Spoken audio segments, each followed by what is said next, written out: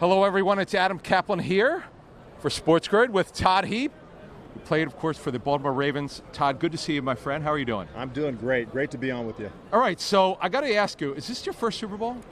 Not as a player. This is for my media. No, I've been to the Super Bowl. When I played 12 years, there was probably 8 of those 12 years where I came to the Super Bowl and did the festivities. Yeah. Oh, you did? Media Okay, row. cool. You know, okay, I've done, so you know. I've done it a handful of times, yeah. Okay, so obviously you're here for a reason. Yes. What are you promoting this week? So this week, we're here talking about Cleats. And Cleats is a company that I got involved with about 8 months ago. And it'll be the first innovation in cleated footwear in a long time. Meaningful innovation. So the impetus is each cleat can swivel and rotate. It kind of have its own labrum is the way I describe it. It's like putting suspension on cleats.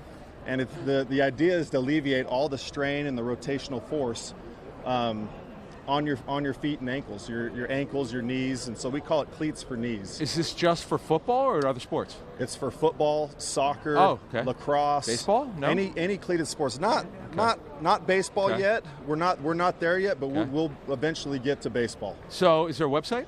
There's a website, Cadix.com. Okay. Yeah, and you can go there and check it out. We have videos of people wearing them in action. Obviously, we've done a ton of testing. Okay. We're getting a lot of good traction. We had 20 guys in the NFL wearing them this year. Already? Already in our first season of production, and so nice. DBs, running backs, receivers, tight ends, a lot of guys wearing them, and we had great feedback. All right, let's turn our attention to the game. So you know this game very well, the Super Bowl.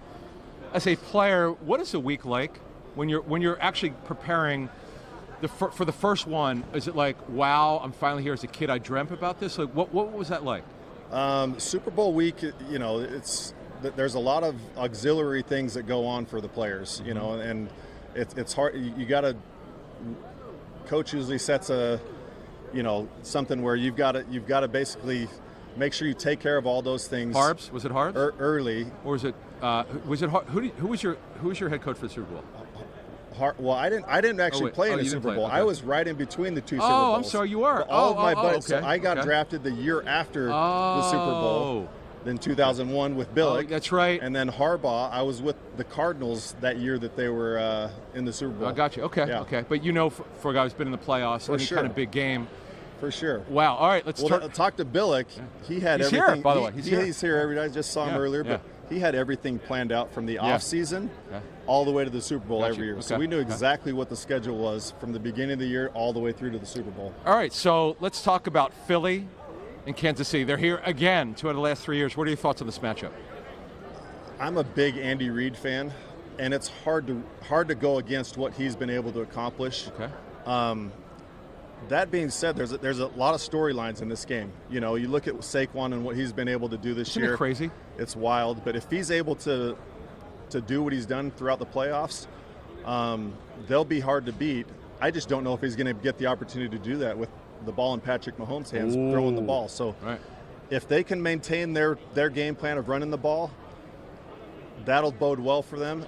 It's just going to be see who gets the ball first and who drives down the field and scores first. Quick thing though, so were you a run the ball guy? You wanted to throw a lot? Like, what were you as a player? Because you got to block as a tight end, but did you feel like, all right, let's throw the football? I wanted to throw the football. At the same time, there's not many tight ends in the NFL that have blocked for a 2,000-yard rusher. Jamal Lewis. So Jamal Lewis was our 2,000-yard rusher, right. and so we blocked in Baltimore.